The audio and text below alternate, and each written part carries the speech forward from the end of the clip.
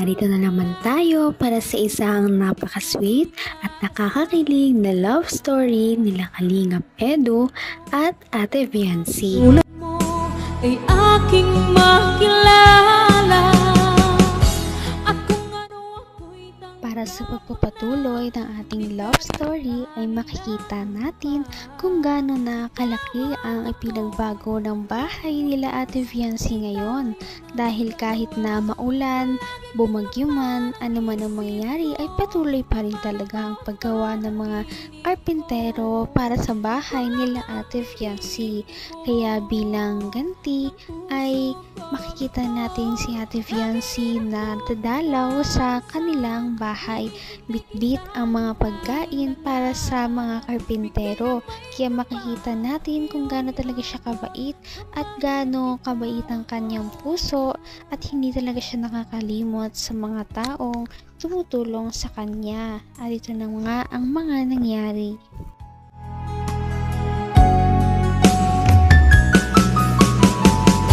Ang nais ko lang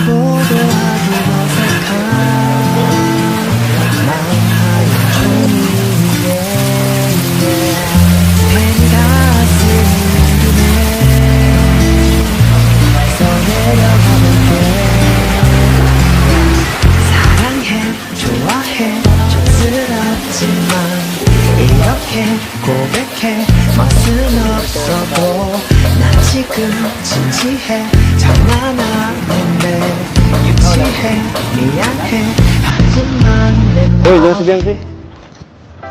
Ano yung Biancy dala mo? Dalan po. Ganda ng suot mo, ha? Saan galing ang damit mo? Ganda. Bagyo po kayo. Sa Baguio? Uy, guys! Paano to? Sa mga Ha? Karpintero? Ay, grabe, oh. Ikaw magbigay. Eds! Yung Eds! Tulungan mo, Eds. Ah. Tulong. Kailangan tulong. Sa paglalakad. Ano? Di ka nagpasok. Ano ka tayo? pangipasok. Ganda ng bahay mo. Ay. Ganda pa lang ginagawa mo, no? Taga-hatid. Taga-hatid ng pagkain. Ano yan? Para kanino ba yan? Wala po. Salamat. Day, pagkain, no? Lagi galing sa YC, oh. Special din. Galing pa. Galing pa yan sa bundok ni Kuya Robin. Kaya na po muna kayo, Kuya An. Ay, ikaw rin. Sumano yan. Baka di ka pa kumain. Gawin na po ako dun. Bago mag-alis.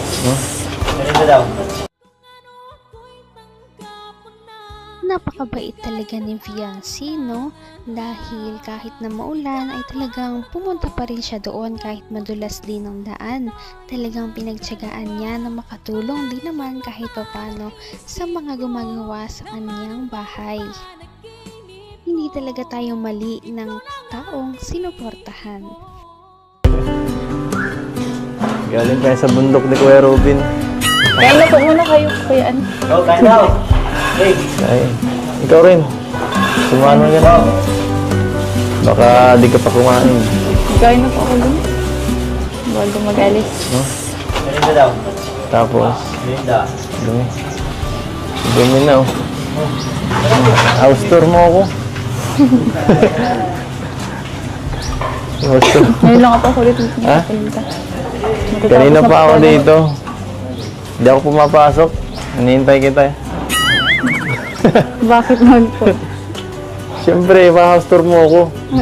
Pakita mo saan pwesto ko dito. Sobrang ganda na po pala. Tatapos na po pala ito. Kaya nga, eh. Thank you Ngayon ko po lang- sa ano, Kuya Rab. Kuya Van. Ngayon ko lang rin ito nakita, itong ganitong ano, sa loob. Di ako napasok pag naano dito, eh. Para surprise. Oo nga. Tara po, pasukin na. Tara, pasukin mo. Pasukin natin. Grabe, laki. Taas, oh. Grabe. Siguro pag ano, pwede ka dito magpaano, mag-party. Lagi, ano. Birthday. Oo, ang laki, oh. Parang dito may ano, parang hallway na to. Taas. Grabe. Siguro pagka may mga ano, may mga event pwede na dito. Ang ganda. Tapos may dalawa ka pang kwarto sa taas. Left and right, dalawa. Ang ilang pamilya ba dito papatirahin natin? Sobrang dami yata ng kwarto dito. Sinama mo niyo na yata ako eh. Joke lang. Mali ko. Sana matapos na ito pag Pasko, no? Nahiya na nga po ako. Okay lang po, kahit unahin mo na po yung iba. Napakalayo na talaga ng narating ni Ate Fiancé dahil kung dati ay wala man lang silang bahay na matirhan na permanente, ngayon ay unti-unti nang nabubuo ang kanyang mga pangarap dahil sa pagtulong sa kanya ng Kalingap Team. Ngayon ay malapit nang mabuo ang kanyang bahay. Kita mahal. Tayo kita eh. Bakit naman po? Siyempre, pa-house tour mo ako. Pakita mo saan pwesto ko dito. Sobrang ganda na po pala. Tatapos na po pala ito. Kaya nga eh. Thank you Ngayon ko po lang- sa ano, Kuya Rab. Kuya Val. Ngayon ko lang rin ito nakita, itong ganitong ano, sa loob. Di ako napasok pag naano dito eh. Para surprise. Oo nga. Tara po, pasukin na. Tara, pasukin mo. Pasukin natin. Grabe, laki. Taas oh. Grabe. Siguro pag ano, pwede ka dito magpaano, mag-party. Lagi ano. Oo, ang laki oh. Parang dito may ano, parang hallway na to. Taas. Grabe. Siguro pagka may mga ano, may mga event pwede na dito oh. Ang ganda. Tapos may dalawa ka pang kwarto sa taas oh. Left and right, dalawa. Ang ilang pamilya ba dito papatirahin natin? Sobrang dami yata ng kwarto dito. Sinama mo niyo na yata ako eh. Joke lang. Mali ko. Sana matapos na ito pag Pasko, no? Nahiya na nga po ako. Okay lang po, kahit unahin mo na po yung iba. Ha? Kahit doon po kami muna ulit magpasko sa bahay. Ha? Sa bahay namin. Huwag na. Tapusin na natin to. Papatagalin mo pa eh. Sa akin, hindi ka nahihiya. Napapagod ako. Pinapahirapan mo ako. Layo-layo nun. Abot ako alas 12 kagabi. Sorry na, bossing. Mas maigi dito. Mga 15 minutes lang, okay na. Bilis lang. Kahit pabalik-balik okay dito. Ganda dito. Pero Para sa mga hindi nakakaalam, ang bahay ni Ate Fiancé ay talagang one of a kind dahil sa buong istorya ng pagpapagawa ng Kalingap Team sa kanilang mga beneficiaries, ang bahay lang ni Ate Fiancé ang nagkaroon ng groundbreaking ceremony at nagkakaroon ng 2 palapag. Kaya sobrang swerte talaga ni Ate Fiancé. Ngunit pinapatunayan naman niya na deserve niya talaga ito. Abot kamay na kita. Sa bahay namin. huwag na. Tapusin na natin to. Papatagalin mo pa eh. Sa akin, hindi ka nahihiya. Napapagod ako. Pinapahirapan mo ako. Layo-layo nun.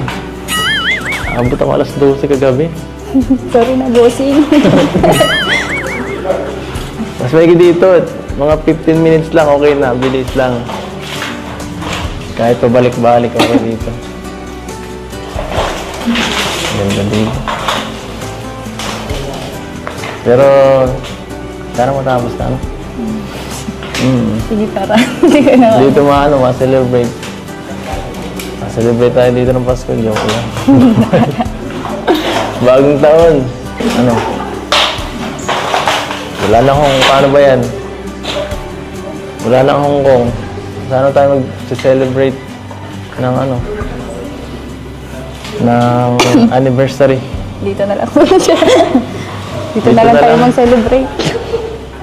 Okay lang kahit saan eh. Okay lang. Kasama ka, okay lang. Saan? Kahit saan. Kahit nga doon lang sa bahay niyo, okay lang eh. Ano? Opo, kahit saan. Okay lang naman po kahit saan tayo tayo. Sigurado ka, baka maingit ka sa iba. Sa mga ano. Maingit ka dun sa mga ibang inyo. Sabi ko, ganyan sa kanila. Di bale. Next year sa Hong Kong tayo. Di ba sabi mo gusto mag-Disneyland? Naku, ganda dun. Sobrang ganda dun. Sigurado mo. Bigay ng may kapal. As usual, kapag silang dalawa ang nagkikita, talagang paniguradong may mga sweet moments pa rin sila kahit na gaano kaseryoso ang kanilang ginagawa. Kaya nakakatuwa pa talagang panoorin ang love team na ito dahil hindi talaga sila nakakasawang panoorin dahil sa kanilang ugali at chemistry. Napaka-sweet talaga nila at napakabait ng tambalang ito kaya maraming sumusuporta. Kaya naman, sana ipatuloy natin silang suportahan at mahalin si Viancy, si Kalingap Edu at ang Kalingap team. Yun lamang at maraming salamat sa panonood. Abangan natin kung magkakatuluyan ba talaga si Kalingap Edu at Viancy. Hanggang sa muli! Bye! Ngayon'y abot